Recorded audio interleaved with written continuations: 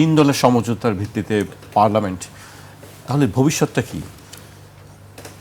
দেশের ভবিষ্যৎ নাকি আমাদের ভবিষ্যৎ? সবকিছু মিলে দেশের ভবিষ্যৎ। আমরা এই পার্লামেন্টটা এক্সক্লুসিভ একটা পার্লামেন্ট। এই পার্লামেন্টটাকে আমি একটু এক্সক্লুসিভ পার্লামেন্ট বলি এই কারণে, এর আগের যে দুটো পার্লামেন্ট, সেই পার্লামেন্টের প্রতি মানুষের খুব একটা আগ্রহ ছিল না। মমতা সেখানে গান গাইতো, কে কে অভিনয় করতো, নূর ভাই আবৃত্তি করতেন, এগুলো আমরা শুনতাম মাঝে মধ্যে। কিন্তু এবারের পার্লামেন্টটা এই কারণে যে একটা অভ্যুত্থানের ধারাবাহিকতায় পার্লামেন্টটা, তার কাছে আমার প্রত্যাশা অনেক বেশি এবং তাদের রেসপন্সিবিলিটি অনেক বেশি। কিন্তু পার্লামেন্ট মেম্বারদের অদক্ষতা এবং সমন্বয়হীনতার কারণে কতগুলো দুঃখজনক ঘটনা আমরা দেখতে পাচ্ছি।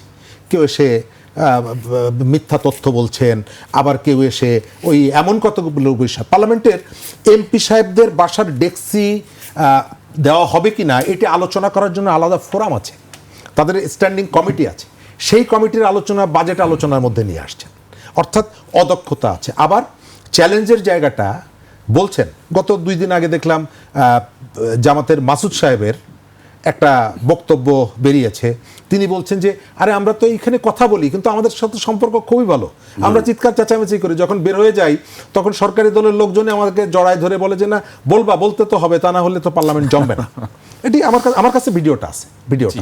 আমরা সবার মধ্যে একটা রাজনৈতিক সখ্যতা থাকুক, এটি আমি চাই, কিন্তু পাবলিক ইন্টারেস্টে এটা যেন আর্টিফিশিয়াল না হয়, এই যে তর্ক বিতর্কটা। আর শেষ করব এই জায়গাটায়, চায়নার ব্যাপারটা বলেছে। আপনি যদি আমাকে জিজ্ঞেস করেন যে বিএনপির চ্যালেঞ্জটা কি, আমি দেখি বিএনপির 2-3টা চ্যালেঞ্জ। তার মধ্যে একটা চ্যালেঞ্জ হচ্ছে বিএনপিকে কন্ট্রোল করা, বিএনপির কর্মীদেরকে নিয়ন্ত্রণ করা। কারণ গত 1.5 বছরে বিএনপির ইমেজটা নষ্ট করেছে বিএনপির কর্মীরা, অন্যরা না, কেউ না, তার এক শ্রেণীর কর্মী, সবাই না। আবার বিএনপির আর একটা বড় চ্যালেঞ্জ হচ্ছে জিও পলিটিক্স।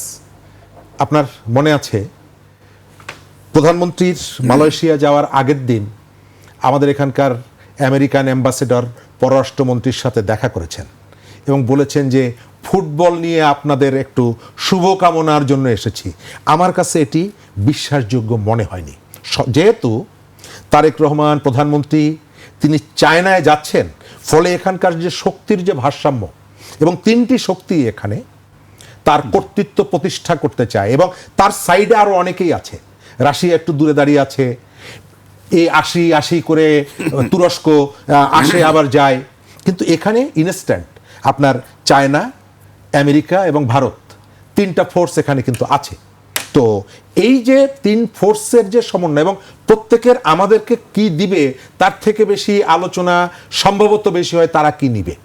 সুতরাং এই সমন্বয়টা খুব ইম্পর্টেন্ট, এবং এই জায়গাটায় যে দলটি ক্ষমতায় আছে তার আভ্যন্তরীণ শৃঙ্খলা, তার পলিটিক্সটাকে ক্লিন করা, তার দলের কর্মীদের সহযোগিতা, এবং দেশটাকে যেন কেউ আনস্টেবল করতে না পারে, এবং স্টেবিলিটির জন্য প্রথম যার দায়িত্ব সেই দায়িত্বটা হচ্ছে সরকারের। সরকার যদি এই যে বললাম যে ধরনের একটা টেনশনের মধ্যে ফেলে দিয়েছে, এই কাজগুলো অপ্রয়োজনীয়, এটি দরকার ছিল না। ওই যে আমি শেষ করব যে আওয়ামী লীগের জন্মদিন পাড়াপড়শির ঘুম নাই, এই ঘটনা যেন আর পুনরাবৃত্তি না হয়।